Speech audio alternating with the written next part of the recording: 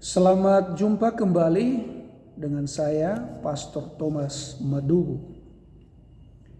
Ibu bapak saudara-saudari di mana saja berada, dalam studi antropologi kita mengenal budaya atau kepercayaan primitif yang disebut animisme. Ada dua ciri kepercayaan animisme. Ciri pertama, orang animisme begitu meyakini bahwa semua benda memiliki roh penguasa. Benda-benda itu memiliki roh seperti pohon, batu, persimpangan jalan, di ladang, di kebun, di laut, di air, di sungai, dan lain sebagainya. Bagi mereka, jika ada yang sakit, misalnya seseorang atau dalam satu rumah, apalagi dalam satu kampung, maka yang dibayangkan penyebabnya adalah roh yang tersinggung, roh yang marah terhadap sikap manusia, terhadap pelanggaran yang dilakukan manusia. Saya ingat ketika saya ada di kampung Tegijita, Nia Selatan, pernah beruntun terjadi peristiwa duka, yakni berupa kematian. Maka mulailah orang-orang yang berperilaku animisme itu berpikir kematian itu disebabkan roh-roh yang sedang marah. Orang-orang penganut animisme tidak membayangkan bahwa kematian terjadi karena orang kelewatan minum alkohol, karena pola hidup dan cara makan yang salah. Tidak masuk di akal para animisme bahwa begadang larut malam, tidak tidur semalaman bisa mengakibatkan kematian.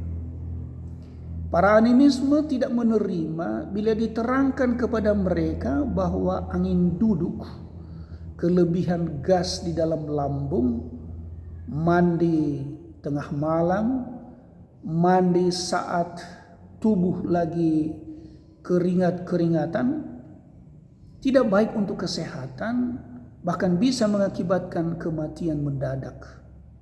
Susah mereka fahami bahwa kelewatan makan daging bisa mengakibatkan hipertensi, stroke, lalu mati. Karena itu, maka sejumlah orang yang masih berperilaku animisme mencari-cari di mana ada Samaeleo hebat, yakni tukang ramal dan dukun atau tukang sembahyang yang dipercaya sanggup melerai amarah roh penguasa benda, penguasa alam ini yang tersinggung akibat penyelewengan yang dilakukan oleh manusia. Samaeleo yang dipercaya mampu memperbaiki kembali hubungan roh yang tersinggung itu dengan manusia. Maka mulailah direncanakan untuk mengadakan upacara pengorbanan, yakni penyembelihan babi di tengah lapangan bola yang dipimpin Samaeleo.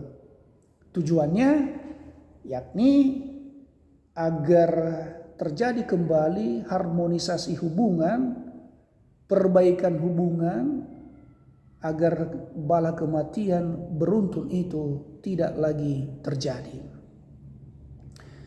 Ibu bapak, ciri animisme yang kedua ialah begitu animisme meyakini bahwa roh orang yang telah meninggal dunia suka mengganggu, bahkan mampu merusak, menyakiti hingga mencelakakan hidup manusia, terutama anggota keluarganya sendiri yang masih hidup. Mereka memahami bahwa setelah meninggal dunia, roh orang yang mati itu suka kembali ke dalam rumahnya, ke dalam rumah yang ia tinggalkan. Roh-roh yang mati itu bagi pemahaman animisme, sekali lagi bagi pemahaman atau penganut animisme, akan berusaha agar ada dari anggota keluarganya yang cepat meninggal dunia sehingga ada yang menemaninya di alam kematian itu. Itulah sebabnya maka bagi para penganut animisme, setelah ia meninggal dunia ada sebuah konsep yang berbeda tentang sikap manusia. Bila selama hidup dia sangat mencintai dan melindungi anak-anaknya, maka setelah ia mati, rohnya justru berbeda sikapnya.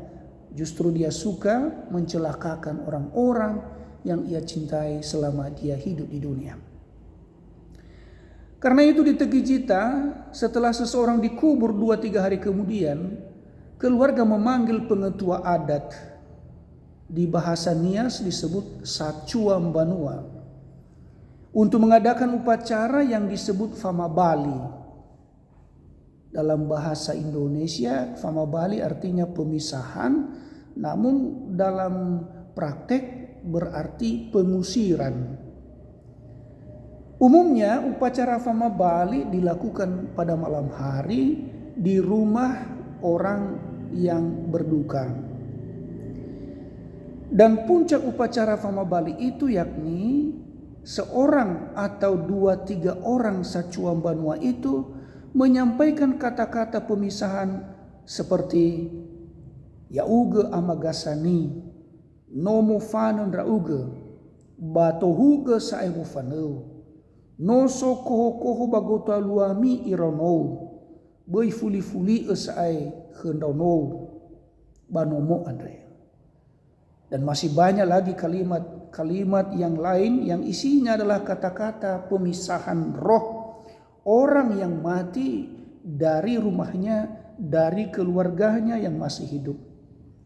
Jika di Indonesia kan kata-kata Fama Bali itu kurang lebih begini, kamu Pak Gasani, kau sudah pergi, kau sudah mati, maka teruskanlah perjalananmu.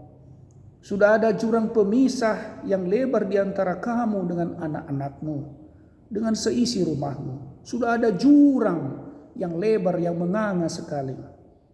Karena itu jangan pernah lagi kembali ke rumah ini. Jangan ganggu kehidupan anak-anakmu. Sedikit aneh saudara, karena selama jenazah disemayamkan sekian hari, ada dari Sacuam Banua itu yang justru tidak pernah terlihat di rumah duka. Atau jika pernah sebentar terlihat, hanya sekedar setor muka sebentar lalu pulang ke rumahnya. Namun dalam acara Fama Bali Sacuam Banua itu, jangan tidak diundang, jangan tidak dihadirkan. Saudara, apa catatan kita sebagai orang beragama Katolik atas perilaku animisme, khususnya pengusiran roh orang mati? Ibu bapak, sebagai orang beriman tentu kita percaya bahwa hidup setiap manusia adalah kehidupan yang diciptakan. Kehidupan yang dianugerahkan oleh Allah Sang Pencipta. Manusia adalah milik Allah. Milik yang berasal dari Allah, termasuk roh dan jiwanya. Setelah peziarahannya di dunia selesai, maka si manusia, roh atau jiwanya kembali kepada sang pemilik yang sesungguhnya, yakni Allah sendiri. Allah sebagai pencipta yang penuh kasih tidak akan membiarkan miliknya ke sana kemari, bergentayangan, mencari makan, apalagi mencari korban. Di kampung lain di Nias atau di daerah dan suku lain, upacara yang dilakukan setelah 2-3 hari penguburan orang yang dicintai itu selesai disebut upacara syukuran atau acara syukuran. Syukuran karena proses menghantar tubuh orang, tubuh yang meninggal dunia ke tempat peristirahatan telah selesai. Syukuran karena keluarga secara perlahan telah melewati masa-masa berat, yakni hari-hari duka. Syukuran karena mereka secara perlahan mulai terhibur oleh dukungan dan penghiburan orang-orang yang lain. Saudara-saudari, syukuran karena begitu banyak orang yang menunjukkan simpatik dan dukungan yang diterima. Tanda duka, tanda belang sukawa, dan lain sebagainya. Nah, dalam syukuran itu, benar yang terjadi adalah nuansa doa syukuran. Antara lain ada nada kata-kata seperti ini: syukur kepadamu Tuhan, karena Engkau telah memberi kami Bapak yang baik, Bapak yang mencintai kami, Bapak yang banyak berkorban bagi kebaikan kami anak-anaknya. Kami tahu selama kami di dunia ini, kami hidup tidak sempurna di hadirat-Mu. Maka ampunilah Bapa kami, ampunilah ibu kami, atau ampunilah saudara kami. Berilah dia tempat yang layak di surga-Mu. Biarlah dia terus memuji-Mu. Biarlah terus juga dia mendoakan kami anak-anaknya, mendoakan saudara-saudarinya yang masih melakukan peziarahan sementara di dunia ini. Ibu bapak, inti pesan ini sebetulnya mau mengingatkan dan menyadarkan kita untuk beriman secara benar. Budaya-budaya yang justru masih berseberangan dengan iman akan Tuhan yang Maha Berkuasa dan Pengasih, hendaknya kita sudah lama lupakan. Allah yang kita sembah hanya satu. Dia adalah pemilik langit, bumi, air, dan apapun di dalamnya. Jika pernah sakit, memang sudah waktunya untuk sakit. Dan barangkali itu pertanda ada yang perlu diperbaiki dari cara kita hidup. Itulah artinya sakit. Sakit adalah kesempatan juga untuk merasakan kebaikan dan belas kasih sesama kita. Atau bila terjadi kematian, memang tidak ada manusia yang abadi di dunia ini. Semua pada waktunya akan menghadap Allah. Memang sudah tiba waktunya baginya untuk beristirahat, untuk berhenti.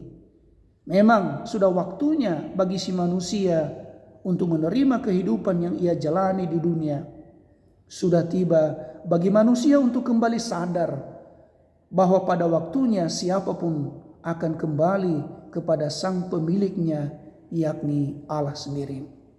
Karena itu Bapak Ibu, hendaknya kita menghentikan perilaku kepercayaan primitif, yakni budaya animisme itu. Kita bayangkan bapak kita selama dia hidup lelah sampai badannya kurus kering untuk mengerjakan kebun ladang, menyekolahkan anak-anaknya, membangun rumah. Tidak sampai hati kita. Setelah dia meninggal, kita katakan kepada dia, pergilah dan jangan lagi engkau kembali. Hubungan kita sudah putus. Saudara, marilah kita tetap mengimani bahwa Tuhan sungguh maha baik. Terima kasih, berkat Tuhan untuk kita semua. Salam.